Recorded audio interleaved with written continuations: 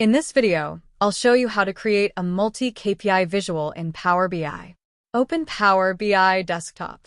First, load your dataset containing the date, sales, sales target, profit, profit target, orders, and orders target. Now go to the Visualizations pane, click on the three dots and select Get More Visuals. Search for multi-KPI and add the custom visual to your report. Next, drag the monthly KPI visual onto the canvas. Now map the fields. Drag date into the date field. Drag the orders and orders target into the value field. Power BI automatically summarizes the values as sum.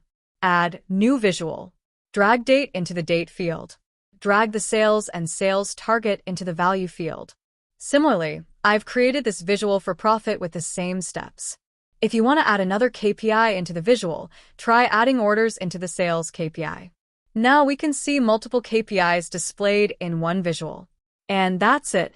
We've successfully created a multi-KPI visual showing sales, profit, and orders with targets and trends. Don't miss out on the opportunity to transform your data into actionable insights. Your learning journey doesn't have to end here.